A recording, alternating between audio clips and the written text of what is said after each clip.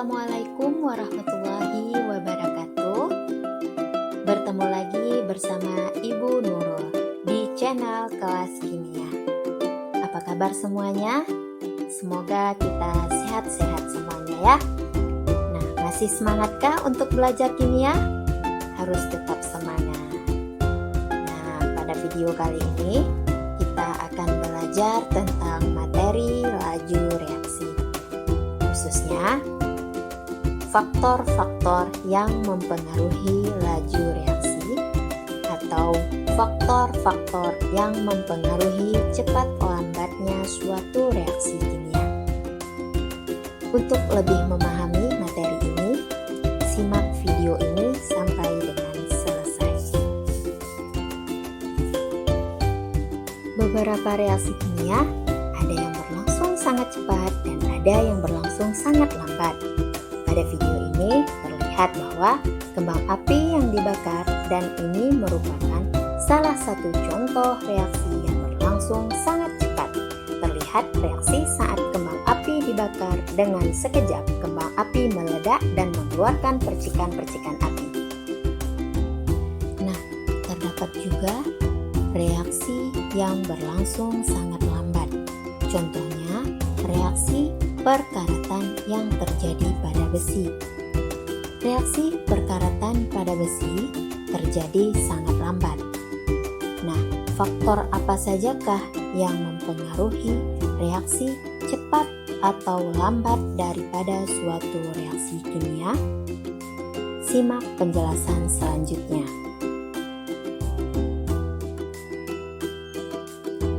Ada 4 faktor-faktor yang mempengaruhi laju reaksi yang akan kita bahas pada materi kali ini, yaitu yang pertama, pengaruh konsentrasi, yang kedua, pengaruh luas permukaan, yang ketiga, pengaruh suhu, dan yang keempat, pengaruh katalis. Sebelum kita membahas tentang faktor-faktor yang mempengaruhi laju reaksi, kita akan membahas terlebih dahulu tentang teori tumbukan dan energi aktivasi. Kedua hal ini perlu kita pahami terlebih dahulu untuk mengetahui berlangsung atau tidaknya suatu reaksi kimia. Nah, perhatikan partikel-partikel yang bergerak di sini.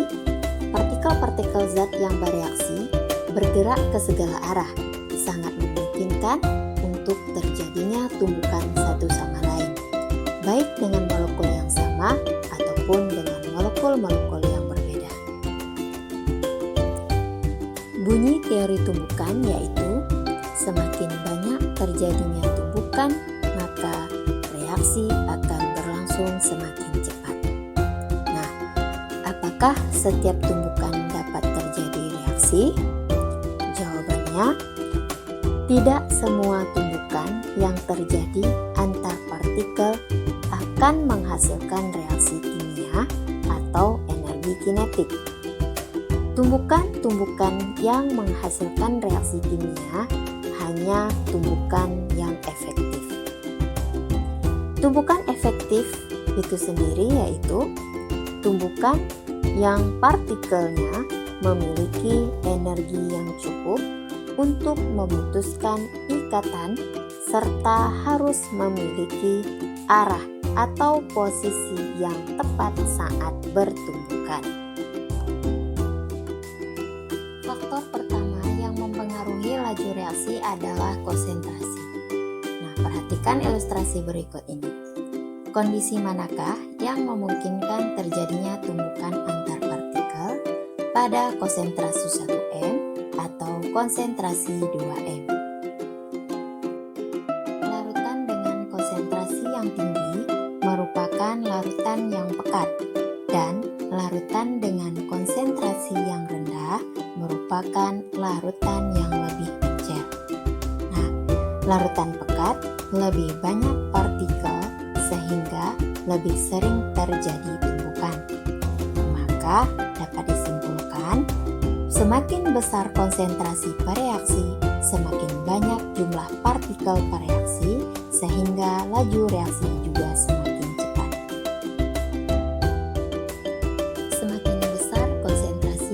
reaksi, maka semakin besar peluang terjadinya tumbukan efektif antar partikel. Jadi, semakin banyak tumbukan efektif yang terjadi, maka semakin cepat laju reaksinya. Faktor kedua yaitu pengaruh luas permukaan. Perhatikan ilustrasi berikut.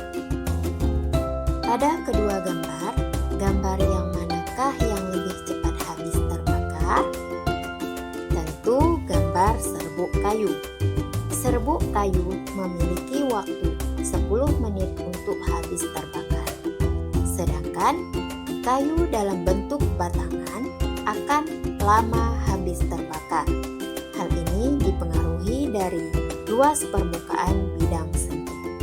Jadi, semakin kecil ukuran kepingan zat padat, semakin luas permukaannya. Maka semakin luas bidang sentuh yang menyebabkan semakin cepat laju reaksinya. Perhatikan gambar ilustrasi berikut. Sebagai contoh lain, yaitu terdapat gula merah dalam bentuk bongkahan atau kepingan dengan gula merah dalam bentuk serbuk. Dari kedua gambar ini, yang manakah gula merah yang cepat larut? Tentu gula merah dalam bentuk serbuk.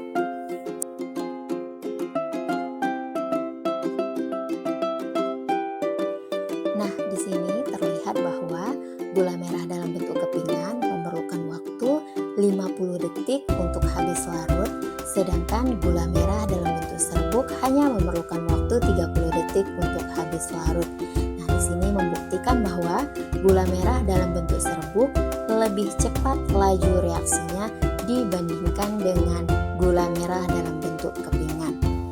Nah, bagaimanakah pengaruh ukuran kepingan zat padat terhadap kecepatan laju reaksi?